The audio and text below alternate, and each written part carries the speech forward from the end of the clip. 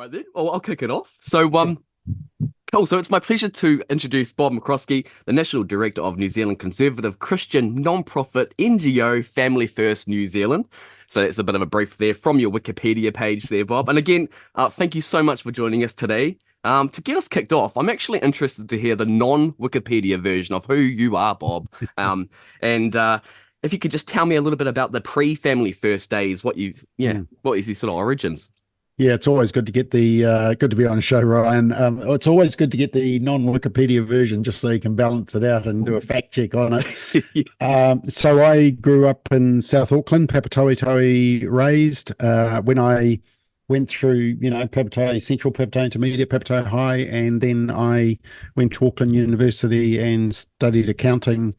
I did a Bachelor of Commerce, and then I went and did a teaching degree at Auckland College of Education for secondary. And then I went back to university and did my master's in commercial law and accounting. And then I started lecturing at Manukau Polytech for 4 years. And then in a crazy spur of the moment decision, went and walked away from a pretty sweet salary and went out in faith and worked for Youth for Christ in South Auckland in the heydays of Youth for Christ with rallies and campus life and Rock Solid and Te Hauora and summer harvest days. And some of your older viewers will be nodding their head at all that. So Ian and Mary Grant were looking after Auckland, and we were looking after South Auckland. Did that for 4 years, and then really felt that I wanted to work in the community with families more, not just the youth programs as such. Yeah. So set up a trust called Papatoe Adolescent Christian Trust. This is in 2004, and 1996. And it's still going to this day. And so it's called PACT, and it works with at-risk families, works in the schools, and does programs. And then in 2002, I got into probably what was the love of my life, which was radio. And I'd started out as a DJ at Paradise Ice Skating Rink in Glen Innes, which once again, for your older listeners, they will know exactly what I'm talking about, because I think just about everybody in Auckland at some stage in their life went to Paradise Ice Skating. The go-to point. Yeah, it was a social event of the year. We didn't have smartphones and TV. Fortnite and yeah. And so we went to got into radio and went into I'd been sort of doing some part-time stuff a little bit on Radio Rema and on News Talk ZB, but in a summer radio station down at Mount Maunganui, but went into Radio Rema and did their breakfast show for 4 years and used to interview Helen Clark every week, and used to do quite a bit of political coverage, did a TV show on Shine TV. And then in 2006, that door shut, and really felt that just in terms of public debate, we needed some social conservative voices. So with a little bit of help and a $3,000 check, I set up Family First. And 18 years later, we're still going and have tackled some pretty full-on debates. Never really knew where it was headed, never knew how long it would last, but if anything, it's growing. And I think now with the demise of the legacy media, the door is opening even further. So there's Wikipedia if I'd written it. Yeah. I appreciate that. It's pretty accurate to your Wikipedia page there too. So I think we give them some credit, I think. You mentioned you towards the end the reasons why you were setting up Family First. What else was going around you at that time that really inspired you to actually, this is a real gap in the market, this is something I'm really passionate about doing? Obviously having a huge history in charity work previously as well. What made you more concrete on that decision? Well, I'd actually been helping set up charities because I had that legal background. So I'd actually had a commercial law degree, and so I helped charities to set up, because I'd set up PACT, the Papatoe Adolescent Christian Trust, and a bit of experience with YFC. But basically, when I was on Radio Rema, I found that it was easy to find commentators on the liberal side, on the left side, but I really struggled sometimes to find conservative viewpoints and people willing to expand them in an intelligent way. And at that time, it was really just the Maxim Institute and some of the pro-life groups that were around. and it was a tumultuous time because it was then that Helen Clark was Prime Minister, and so there was decriminalisation of prostitution, there was civil unions, there was the anti-smacking law, Mm. there was how much pressure should be on your showers and what light bulbs you should use. There was a whole lot Yeah, of well, nanny state yeah, issues going on. There was prostitution, so decriminalisation of prostitution. So I really felt that we needed more people in the game to be able to, well, I say this hopefully, that there were more people that could intelligently give the reasoning for a social conservative viewpoint. And mm, I've always operated on the basis that if there's a fence and people want to take the fence down, the first thing you need to do is figure out why it was put up in the first place. yeah. And so that was really our responsibility to present that side of the debate. Nice. And what would you say in terms of the, like, I guess, legacy, for a lack of a better word, of what you've done with Family First? Like, what's some of the most proudest achievements that you've made to date? Well, the fact of the matter is we've probably been the world's biggest losers because in most of the social debates we've lost them. The anti-smacking law, we've lost our charitable status, we lost the abortion debate, conversion therapy, birth certificates, prostitution, the I guess the euthanasia. I guess the one badge of honour is just winning the cannabis referendum. Right. And that was, totally out of the box because we had the media against us. In effect, the government covertly were helping the yes side and a lot of groups on that side. So it was a pretty amazing effort. And what we did realise as we look back on those years is that really our purpose wasn't necessarily to win, because unfortunately we do have a culture that is increasingly rejecting a lot of the values, the Judeo-Christian values that have underpinned our society. Yeah. And so our job is not necessarily to win these battles, but it's to be a voice for truth, to speak the truth into the debate. People may reject it, but it's still an opportunity to speak truth. And I, for example, during the marriage debate, I knew that we were going to lose that because I knew the makeup of Parliament. And I just knew the way the culture was heading and the overseas pressure. Yeah. But it was still a wonderful time to actually put up a presentation of natural marriage and what its role and purpose is. And, we were able to do that because everybody suddenly wanted to talk about marriage as though it's the best thing ever. They've never talked about it since.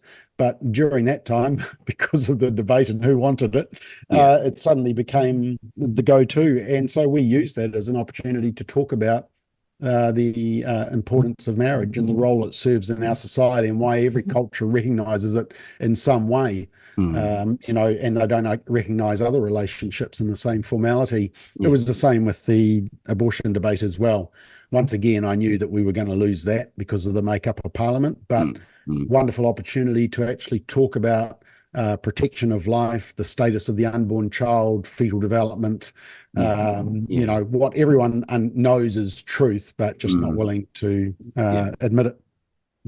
Yeah, fair enough. Fair enough. And talking about, I suppose, the losses that you guys have endured over the years. Originally, you guys were a charity trust. Yeah. What happened there? Are you still one now? What? Yeah. Can you tell us a little bit about the story behind that? So I personally find that quite interesting from an NGO background myself, and as a founder of a charity in Whangarei. When I first heard the story, I'll let you elaborate a little bit more. I was personally shocked. So can you just explain a little bit more around that? So when the marriage debate started, somebody complained about us because they felt that we were being, nasty because we believed that marriage is one man, one woman.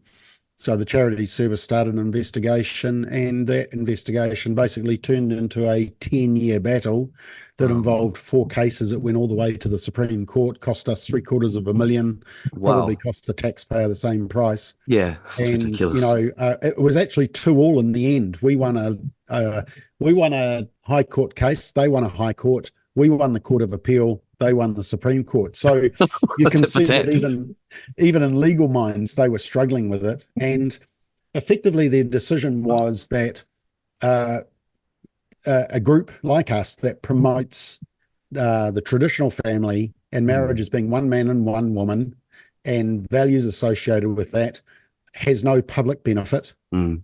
But in their same statement, they said that people who promote human rights, which is around generally LGBT rights, minority groups, Yeah.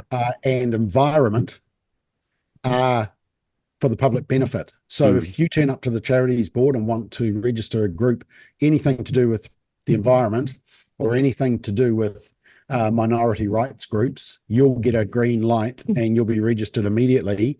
If you turn up with a phrase in your trust deed that says marriage is one man, one woman, you won't get let through.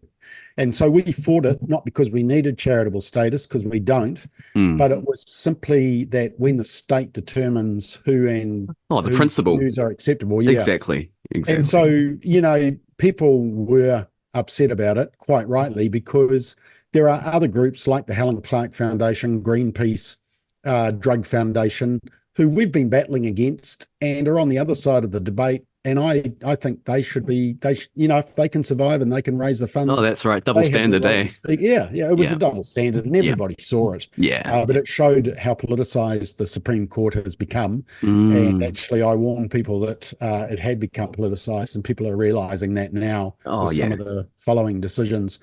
But look, it hasn't affected us. Sure, donors don't get the donation rebate, and it means we don't have the state recognition as a charitable trust, but it gives us independence. And that independence, well, as we've seen from the media industry and others, when you get government funding, it puts you in a very difficult position, especially when your role is to hold that funder to account. Yes. And so the media has struggled with that, but even some charities take government funding and they can put themselves in a difficult position when the government needs to be challenged, and it can muzzle them. It can, have the chilling effect of, I better not speak up because I don't want to lose my funding. My funding is more important. My work's more important than me speaking truth, and that's that's a dangerous ground to be on. Oh yeah, definitely. But, I feel like that as an employee sometimes as well. In terms of what you can. A lot of people do.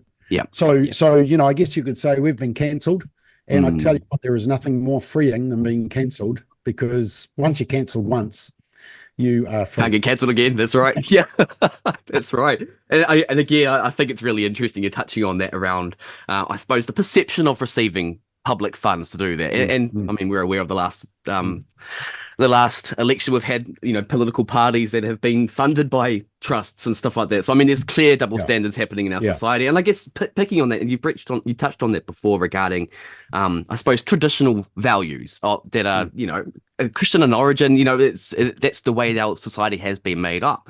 And it feels increasingly, and you're a perfect example of this, and I find this really fascinating, is that it seems society is shifting away from that.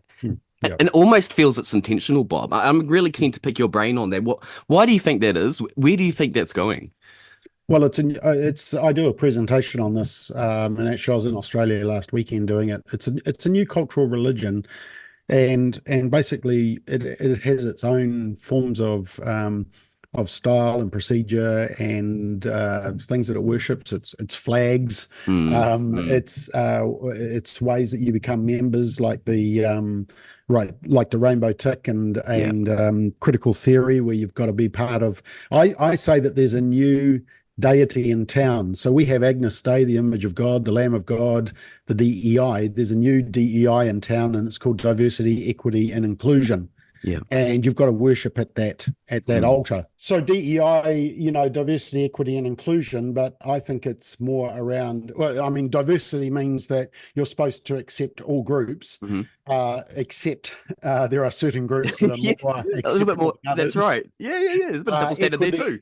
Yeah, equity is a Marxist term because it basically means that there should be the same outcomes, even if, which has no effect on actions or attitudes or what you do with what you've got, your gifts and your talents. And then there's inclusion. And the problem is that it's actually exclusion, because it basically says that if you don't hold the views that we want you to hold, so there's no allowing for a diversity of views to be in that inclusive group. And so if anyone goes to a DEI meeting, the way to test a DEI meeting is to raise a Christian value or a Christian viewpoint and quickly See find how out long how you last. diverse and inclusive it is. But That's all it's right. interesting. DEI is the new god in town, and Interesting. so if you think about everything that is happening, and even everything that we label as woke, Mm, it's generally rejection of Judeo-Christian values, yes. biblical principles. Yeah. It's when you think about life, there's kind of like four key points. There's your birth that people celebrate. There's sort of your going through puberty or bar mitzvah used to be in the Jewish times. We've sort of shifted it to turning 21. There is getting married, and then there is death. Mm, And when you think about it, the new cultural religion has attacked all those. They've killed the unborn child. yeah. They've chemicalized and castrated teenagers by changing their sex and confusing them. Uh, they've totally changed marriage and undermined the whole purpose and role of it, Yeah. and they're wanting to kill people before actually their time of death. So they're attacking all these areas that are fundamental to our life, and so when you think about all the controversial laws that have come through recently, they're all attacking uh, basic biology, God's creation. So conversion therapy, of course, that is criminalizing people who affirm a girl as their daughter or a boy as their son. The birth certificates legislation, changing, trying to persuade people that the doctor got it wrong when you were born, and somehow that you were assigned a sex at birth that was wrong. And I mean, you've even got language changing now to the point where, it's no longer women giving birth, but it's people giving birth. Mm, mm, And men can get pregnant, men can breastfeed or chest feed. And it's just a total warping. And so when we got to the marriage debate, we actually realized that actually that wasn't the goal. The ultimate goal is to confuse gender, because if you can confuse gender, you actually disrupt the nuclear family, because then you can't define mother, yeah. father, son, daughter, marriage, and yeah, That's right. so that's the target, and we need to understand that, and Yeah. we need to understand that when people say, "Oh, you're religious," we probably need to shoot back a little bit and say, Mm, actually, everybody worships something. yes. What's your deity? Is it the current cultural DEI? Is it the human rights? Do you worship the environment rather than the God who Mm, created that environment? So, yeah, that's where we're at, I think. yeah. Yeah. I mean, I happen to agree with you, to be honest. And I feel interested in that when we say they're attacking the family. Why do you think it's the family? Why is that so important that they undermine the traditional family from all this? I mean, obviously these are Mm. strategies to try and do that, but Mm. why? Why are they trying to do that? And I guess is there some we talk about evils and all that sort of stuff there. It kind of feels there is a sinister underlying edge around that in terms of why they Mm. would like to destroy the nuclear family, the concept of family, and because of the impacts that can have potentially on community, and that might be the answer as well, Yeah, because we are stronger when we are together. yeah. What are your thoughts on that in terms of the strategies being employed and looking into the United Nations as well? There's some really interesting links there with them and all the stuff that you've pretty much just talked about. Mm. Um, I don't know. Do you care to comment on any of that particular, the actual why are they doing this? Well, it's a rejection of anything that's. I say that's anything anything that sniffs, even sniffs of Mm, Judeo-Christian values, they have to destroy. mm, And remember that marriage is a image of the church being the bride of Christ. Uh, a child is a blessing from God. So and we are created male and female, so the whole gender ideology is designed to destroy the messaging and the hope of basically biblical truth. And there was this movement, interestingly, I find this is the interesting thing. There was this feminist movement because they felt that marriage was misogynistic, and mm, that it and men were treating women badly, which in a true marriage they don't actually. Women are happier in committed marriage than they mm, are not being in that. But now there's all this gender confusion, And actually what we're finding is that I'm actually reaching across the aisle to feminist groups because we're both arguing on the side of biology that you cannot Yeah. choose to be a woman. And It's interesting. Yeah. Yeah. I don't know if you're aware of the case in Australia at the moment. It's Tickle versus Giggle. Tickle is a transgender woman, so a dude, Right. and he wanted to be part of an app called Giggle for Girls, and it was the Giggle for Girls was set up as an app where women could talk about women's things. Right. And so Tickle applied to be a member of Giggle for Girls, and they said, well, you're not a biological woman, so sorry, the answer's no. Yeah. And so they're in the federal court as we speak. And I mean, it sounds like a comedy, doesn't it? Tickle versus Giggle. It's nothing surprising anymore. It's a significant case because, in effect, the court is going to define what defines a woman. And, are they going to go with gender ideology, or are they going to go with biological truth? I think, one good thing is we're always told that, we're not progressive and we need to be progressive and we're on the wrong side of history.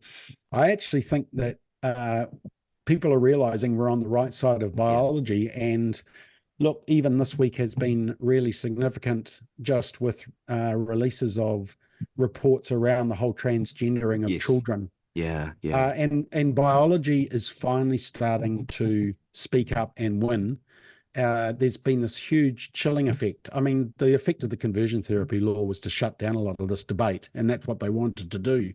But the fact of the matter is, there's countries around the world that are suddenly, they're not giving out puberty blockers. They're actually pausing puberty blockers. They're actually pausing the whole treatment of confused kids, and they're actually saying, the analogy that I always use, gosh, we're all over the place, aren't we, Ryan? I hope this is okay. Oh, no, loving it. Hope Yeah, your audience is keeping up. Oh, yeah. Hey, never mind about them. This is awesome. But one of the when you think, for anybody who's got a daughter, there's a condition called anorexia nervosa, which is where a girl thinks that she is fat. And so she thinks that, but physically she may be actually quite skinny. But because she thinks she's fat, she starves herself. She, vomits up food, and she develops quite serious illness. And can end up in hospital. It can be fatal if it goes that far.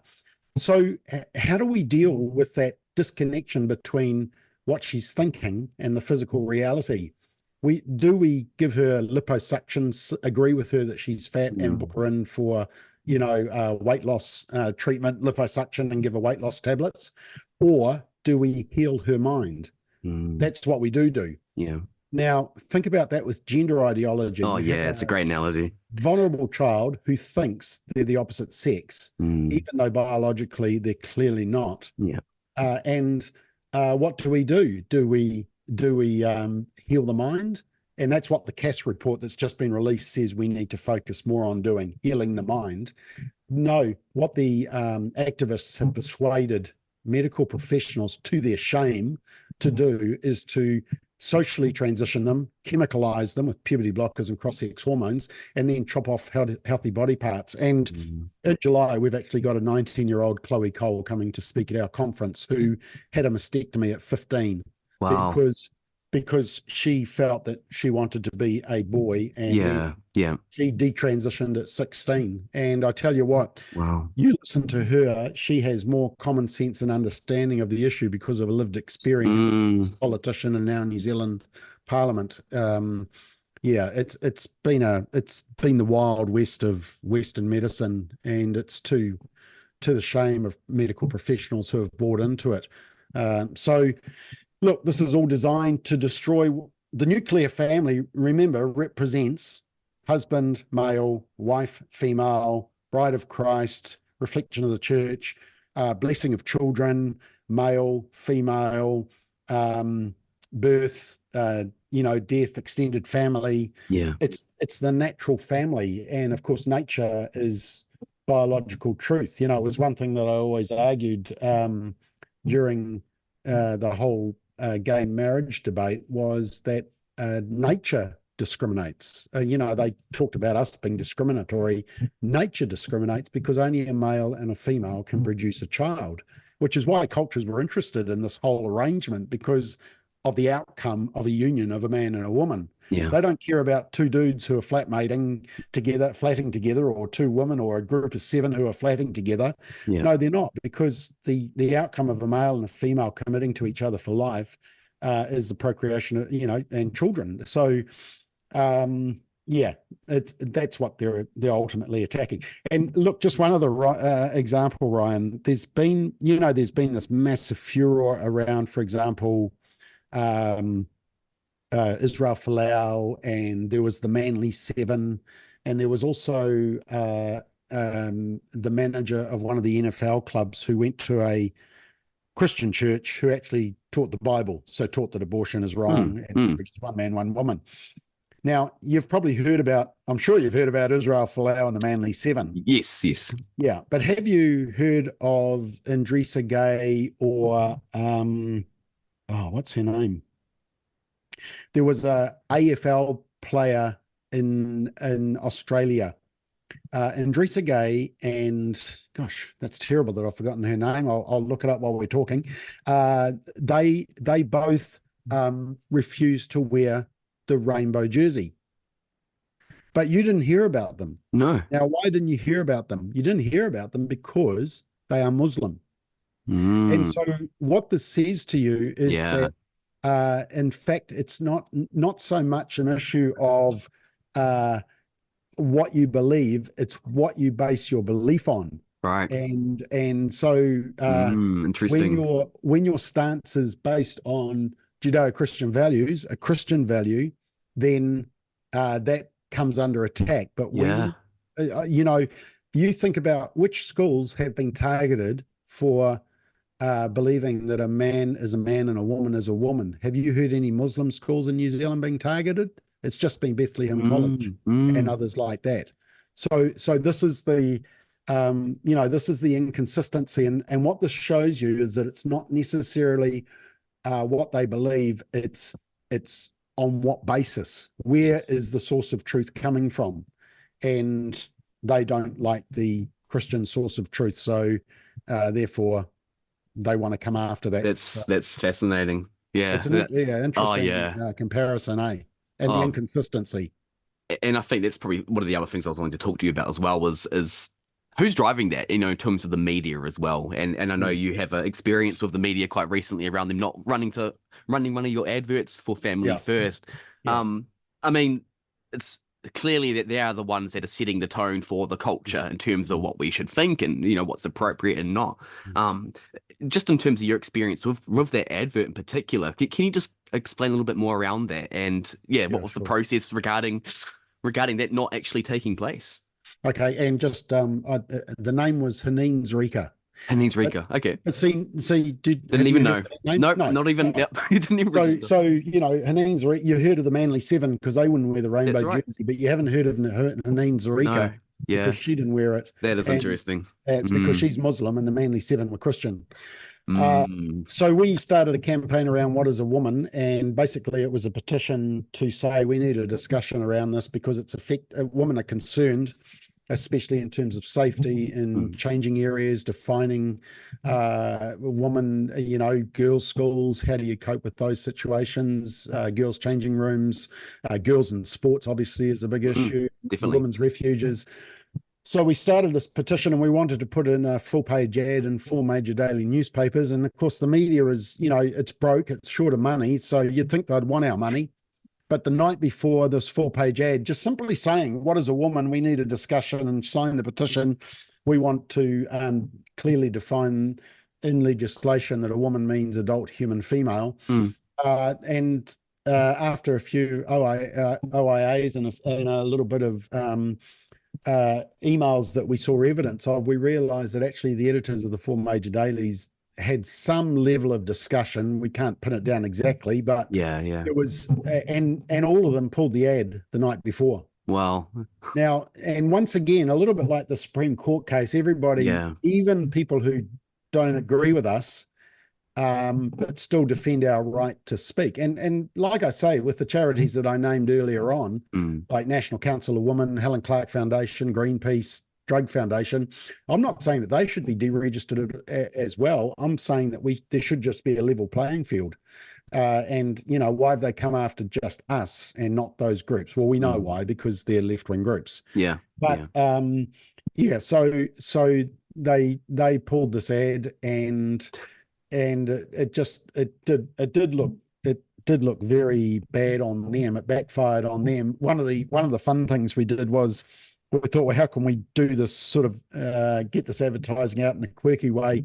So we hired a plane to tow a banner with "What is a woman.nz," which was our website. Yeah. And we flew it over Eden Park during the Women's World FIFA World. What's it called? That's trolling, isn't it, Bob? Yeah, well, I was in the stadium, and it was quite funny because we were getting footage, and we were watching people looking up at this flag and then getting out their phone and checking it, and you can't actually fly directly over Eden Park because of people will remember the Springboks tour when somebody dropped a flower bomb on the Springboks. That's right. Yeah, so you sort of just fly around it a number of times, and they were up there for about. I tell you, it was a cheap form of advertising. Sure, got some eyeballs at least, eh? Yeah, but the problem is the media don't go near it because they don't want to debate a lot of these issues. I mean, they even admit themselves that they will not have, they will not present both sides of the climate change debate, the transgender debate. I don't think they do on the abortion debate, and especially around gender ideology and what is a woman. I mean, they say that out loud. And so, you know, this is a struggle. But as we saw just recently, you know, only 1 in 3 New Zealanders trust the media. That's right. Yeah, I really enjoyed your McBlog this week, talking about that in particular. And one of the worst rates in the world. So, and so this is where alternative media will pop up. And so your podcast is going to go through the roof in numbers because people just want decent, open conversation. That's right. That's right. Yeah. And not be told how to think. Yes, exactly. Make your own minds up. Exactly. Exactly. Yeah. I really, hopefully enough people wake up now to see that there has been some bias and, you know, in some shape or form within the media. I mean, it's quite evident, and it's been evident for a while now, but I feel like that's probably been a bit of a catalyst for people to take a bit of a back step and see actually where are things at with us. And I really enjoyed your McBlog talking about the reasons why people are not trusting the media, and I think that was really quite a detailed breakdown. Just give it a bit of a shout out there. Thank you.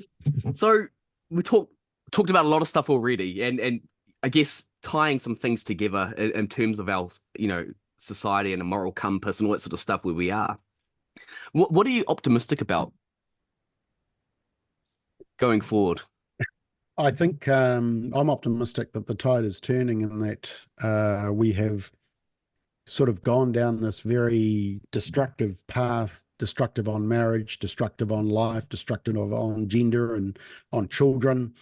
And we've reached a point where I think people have seen the outcome of these ideologies. And I mean, even this whole defund the police, you know, the softly approach, don't chase burglars, you know, if someone's robbing a supermarket, you can't stop them. People are realizing that when you do away with just basic common sense and values that, and I mean, we're seeing it even in the classroom. You know, we've got the worst behaved kids in the OECD, according to recent reports. When people see that, they start to say, hey, maybe those fences that we tore down were up for a reason. And so, you know, our role is to put those, keep that debate going and put those, and put up a good, cogent argument. And one of the things that, you know, for us, you know, we have a statement of faith for people who work in family first, but we do want to target all families and empower families, because many parents of whatever faith and even of no faith are concerned about what's being taught to kids. They're concerned about many of the issues that they're seeing going on in our society and our culture. And so when we do put out research or briefing papers or fact sheets or even MyMac blogs or our current events programs, you'll notice that we're not throwing out scripture at people. Yeah. My philosophy has always been that if you need to throw in a piece of scripture, go back and work on your argument a bit more. And it's not that we don't trust scripture, and it's not that we don't, quote it and read it and value it and rely on it, but it's just that we've got to think about our audience. For many of the audience, they just reject that source of truth. Yeah. So we need to bring the argument in a way that uses that truth, but also uses the biology, which of course is in tandem with the truth, biblical truth. And, so when we're arguing about, for example, transgenderism, for us to turn up to the argument and say, look, God created us male or female, end of story. Yeah. That's not going to fly. So you have to do the science. And I think that's what has happened over the last couple of weeks. We knew this was on the agenda since, I think, 2015. I was looking back and I was on a TV1 news report where I was decrying the fact that they were saying that primary kids didn't know whether they were male or female. And I was saying, well, if they can't figure out if they're male or female, there's an issue. That was 9 years ago. Wow. What's happened is that the gender ideology has made all these claims about if you don't transition your child, they're going to commit suicide. Puberty blockers just pause the process and give them time to think, which of course is a complete lie. That's right. So the Ministry of Health have removed that as well just recently from their website. Yes, puberty blockers are safe and are reversible. Not true. So there's been a whole lot of issues that chemicalizing and castrating gender confused kids is apparently the health model, and the gender affirmation and healthcare. Those arguments are crumbling because all this new research is coming out, and so finally we can push back, not based on just that we disagree, but we've actually got the weight of solid research and biology, which are in tandem with biblical truth. And so, it is a tipping point, but it's turning the Titanic, because this has been a juggernaut of a movement. I mean, who would have thought 10, 20 years ago that you could persuade people that a man could get pregnant and, they could chest feed, and it's ridiculous. Oh, exactly. I mean, as soon as they turned a Kardashian from a man to a female, I think you could sort of see where the trends of society is starting to go. So, just on a real left field question, I'm interested, just out of curiosity, what is your honest opinion of Donald Trump? Oh, at a personal level, I think he's got some terrible flaws. There seems to be a level of narcissism, tone deafness. Ego, all that sort of The problem is that for president, you have a binary choice. So back in 2016, you have Trump and you had Hillary Clinton, and this time you've got Trump and Biden. Now, if you reduce it, look, if I had my way, I'd have DeSantis up there or someone else. Trump wouldn't be my nominee, but he is the nominee. Yeah. And so in a binary choices you have, you've got to figure out, okay, who's likely to do the least harm and who's possibly going to do good. Now, Trump wins both of those hands down. Biden has been an absolute disaster, and if he gets back in, it'll be a disaster. If Hillary Clinton had got in, it would have been a disaster. That's right. So, and I've actually, on my bobmccoskrie.com, I've actually got a page of what Trump did and achieved during his time in office with his administration. It's interesting because he came out just with his edict on where he stood on abortion, and basically he sort of wants to pass the ball and give it to states to determine how they deal with this issue. So conservative states will have very conservative laws. Liberal states like California, it'll be abortion anytime, anywhere. And a lot of the pro-life groups said, look, it's not the ideal response from Trump, but we do know that when Trump gets in, he's not going to veto laws that attempt to make abortion, anywhere, anytime, at any stage of the pregnancy. And he also proved his worth because he put in 3 pro-life justices that helped overturn Roe v. Wade. So in terms of his track record, just in the way he dealt with Israel and Jerusalem, the way he dealt with North Korea, the way he dealt with international affairs, it's just, and the disaster we're seeing with the current embarrassment of the administration. I'm a MAGA man, and I'm happy to have the hat behind me if I had one. And I don't apologise for that. And it's simple. And look, that's how I've approached elections, even in New Zealand. I don't know if I've ever turned up to election and thought, okay, there's 2 nominees for Prime Minister, like at the last one. Okay, it was Luxon and Hipkins. I don't think I've ever turned up to an election since I've been voting and thought, this candidate is the perfect candidate. They've got it all together. They're perfect. Generally, I've voted in a way that says who's going to do the least harm. Interesting. I'm feeling like that too. Maybe it's something that happens as you're getting older as well. I'm not too sure, but I definitely feel like that. And there was actually a really good quote that I put on my blog that came out yesterday, where I think it was the guys from Voice for Catholics. He said, it's not Trump's job to deal with this issue. It's my job. And we need to make, basically what he was saying is we need to make abortion unthinkable. So the law doesn't necessarily, it's actually, it was one of the things that I argued during the conversion therapy law debate. I said, you can ban conversion therapy, whatever that is. You can ban conversion therapy, but you'll never ban conversion. God will continue doing his work. And I think, for abortion, we need to make it unthinkable, no matter what the law says. Provide options for pregnant women, and talk about fetal development and the importance of the unborn child and the human rights. So, it puts it back in our court, basically, rather than saying Trump has to solve all this problem. But look, I understand that people don't like Trump. He's not my first option, but when you've got a binary choice like they have, Trump's the only option. That's right. It'd be interesting to see in the coming months as we move forward. I mean, I kind of look at America as the template for where we are heading towards as well. I mean, just look at the state of California at the moment and the immigration and all that sort of stuff that we've been effectively told from our media that, Trump is the bad guy. He's a racist for wanting, strong laws around immigration, all that sort of stuff. And now look where things have gone. So it is interesting to hear your take on him as well, because, I do share similar sentiments. He's not he's not my pick either, but I think he's the lesser of 2 evils. In that situation. Just coming up to a closing, I understand that Phil Pike here. So Phil Pike here was my old rugby coach, and I think my good whānau friend, we got our first cap from him and all that sort of stuff as a kid. And you would know he's very heavily into supporting tāne and men across the community, and just does some amazing work.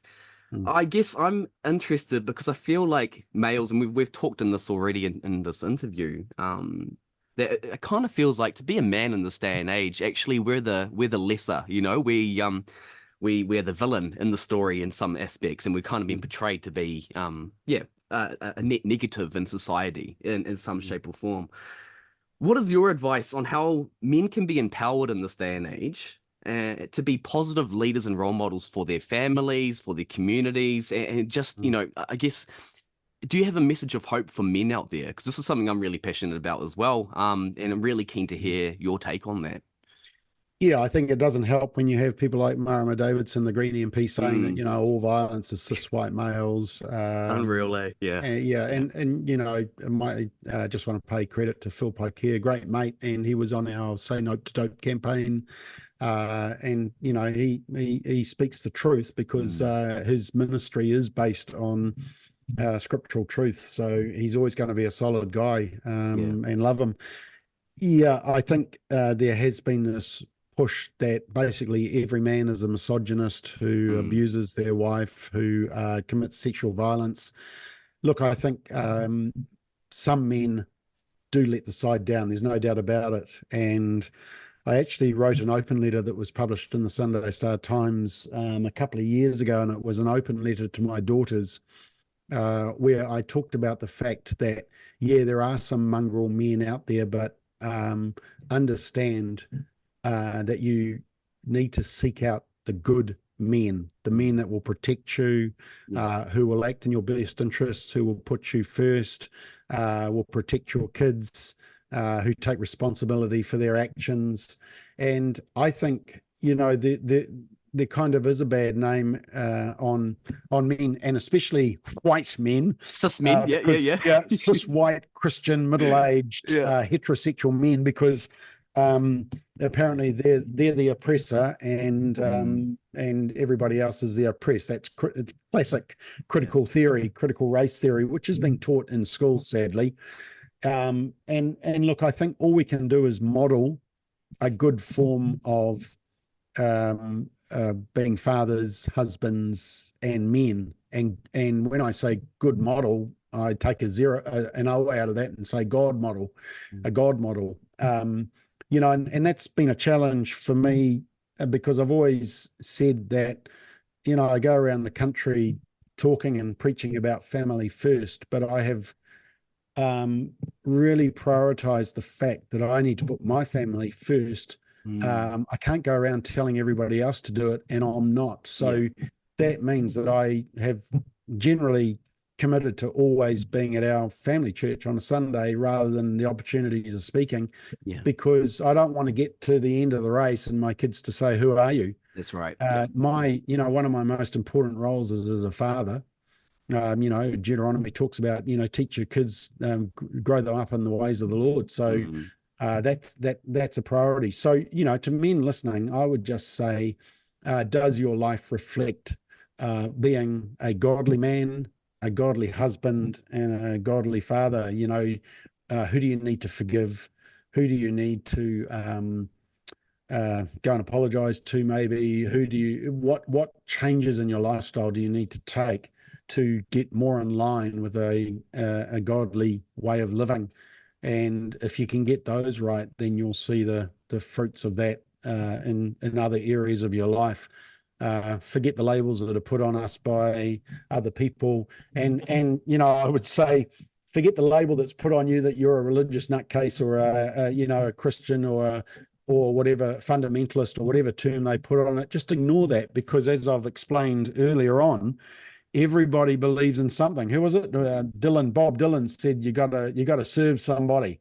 And that is true. Everybody sort of has a faith in something. The problem is that people are turning away from the source of truth, which is God, and they're turning to diversity, equity, and inclusion, which is a false God. And so everybody is religious in some way. So we need to live our faith in a practical way, and keep speaking truth. And look, Ryan, let me just say, it's really important, I think, that we balance speaking truth, but speaking in love, and getting those two right. Definitely, 100% agree. Because if we speak truth without love, then we come across as harsh and judgmental, and we turn people off. That's right. But even if that's from a place of love, exactly. But on the other hand, if we just speak love and we just affirm people in whatever they're doing, it's actually the truth that sets people free. And so that's danger. And that's where a lot of churches, unfortunately, are going down the track of saying we affirm anything and everything because we're supposed to be loving. Well, actually, no, we need to speak the truth, but we speak the truth in love. Right. Because, we're all sinners saved by grace. And we need to understand that grace is for all of us, but we're all sinners, and we need that grace of God. So, we've got to speak the truth in love.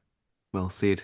Awesome. Well, Bob, thank you so much for your time. I really do appreciate this. And I hope people watching this can get something, really valuable from the advice that you've just shared, especially for our men out there. All right. Well, I'll leave it there. Again, thank you, Bob. Good to be on the show. It's been awesome. Thank you so much. Cheers. All right.